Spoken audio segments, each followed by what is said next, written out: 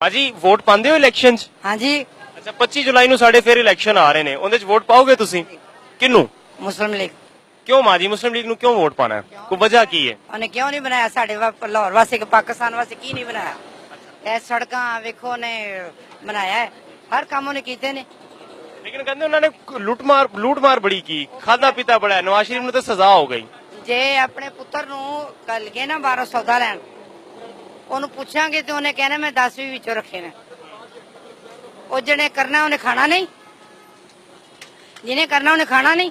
ਉਹ ਤਾਂ ਬਗੈਰਤ ਨੇ ਜਦ ਸਾਰੇ ਇੱਕ ਪਾਸੇ ਹੋ ਗਏ ਉਸੇ ਵੇਲੇ ਕੁੜੀ ਜਾਣ ਲਾ ਆਪਣੇ ਭੈਣ ਲੈ ਜਾਣ ਲਾ ਆਪਣੇ ਸਾਰੇ ਨਹੀਂ ਮਤਲਬ ਮਾਜੀ ਇਤਨਾ ਗੁੱਸਾ ਨਹੀਂ ਕਰਨਾ ਚਾਹੀਦਾ। ਗਲਤ ਕਰ ਲਾ ਭੈਣ ਗਲਤ ਕਰ ਕਰਦਾ ਰਹੇ ਪਾਕਿਸਤਾਨ ਵਾਲਾ ਆਪਣੇ ਮੁਲਕ ਵਾਸਤੇ ਕਰਦਾ ਰਿਹਾ ਨਾ ਹੁਣ ਇਹਨੂੰ ਵੀ ਭੈਣ ਦੇ ਕੇ ਵੇਖ ਲੈਣਾ ਇਸ ਭਨਵਈਏ ਨੂੰ ਵੀ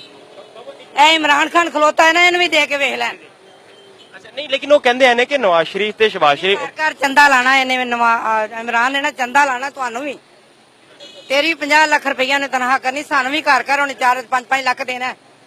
ਨਹੀਂ ਇਹ ਤਾਂ ਉਹਨਾਂ ਦਾ ਮਨਸ਼ੂਰ ਉਹਨੇ ਦੇਣਾ, ਕਹਿ ਰਹੇ ਨੇ ਉਹ ਕਿ ਦੇਣਾ। ਅੱਛਾ ਮੈਨੂੰ ਇਹ ਦੱਸੋ ਕਿ ਨਵਾਜ਼ ਸ਼ਰੀਫ ਸਾਹਿਬ ਨੇ ਚਲੋ ਉਹਨਾਂ ਨੇ ਕੰਮ ਕੀਤੇ ਨੇ, ਤੁਸੀਂ ਕਹਿ ਰਹੇ ਹੋ ਕਿ ਚਲੋ ਥੋੜਾ ਬਹੁਤ ਖਾਦਾ ਵੀ ਹੈ, ਲੇਕਿਨ ਇਹ ਕੰਮ ਇਹ ਦੇਖੋ ਨਾ ਇਹ ਮੇਨ ਇਲਾਕਾ ਹੈ, ਇੱਥੋਂ ਸ਼ਬਾਜ਼ ਸ਼ਰੀਫ ਸਾਹਿਬ ਜਿੱਤ ਕੇ ਗਏ ਸਨ। ਨਹੀਂ ਤੇ ਜਿੱਤ ਕੇ ਗਏ ਉਹ ਵੀ ਮਤਲਬ ਸਾਰੇ ਮੁਸਲਮਾਨ ਜਿੱਤ ਕੇ ਗਈ ਉਹਨਾਂ ਨੂੰ ਸਾਰੇ ਪਾਸੇ ਕਰਨਾ ਚਾਹੀਦਾ ਇਹ ਥੋੜਾ ਕੁ ਕੰਮ ਹੈ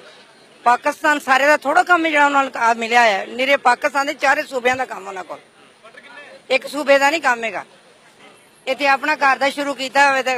ਰੋਜ਼ ਬਿਜਲੀ ਕਰਾਓ ਤੇ ਕੰਮ ਘਰ ਦਾ ਸ਼ੁਰੂ ਨਹੀਂ ਹੁੰਦਾ ਪੂਰਾ ਹੁੰਦਾ ਤੇ ਪੂਰੇ ਪਾਕਿਸਤਾਨ ਚੋਂ ਸੂਬਿਆਂ ਦਾ ਇਸ ਟਾਈਮ ਲੋਕ ਕਹਿੰਦੇ ਨੇ ਕਿ ਇਮਰਾਨ ਖਾਨ ਨੂੰ ਮੌਕਾ ਦੇਣਾ ਚਾਹੀਦਾ ਨਾ, ਤਬਦੀਲੀ ਲੈ ਕੇ ਆਏਗਾ ਉਹ ਨਵਾਂ ਪਾਕਿਸਤਾਨ ਬਣਾਏਗਾ, ਉਹਨਾਂ ਨੂੰ ਮੌਕਾ ਦੇਣਾ ਚਾਹੀਦਾ। ਉਹਨੂੰ ਦੇਣ ਭੈਣ ਦਾ ਰਿਸ਼ਤਾ ਵੀ ਉਹਨੂੰ ਦੇਣ ਜਿਹੜਾ ਰੋਜ਼ ਆ ਰਿਹਾ ਤੇ ਬਗੈਰ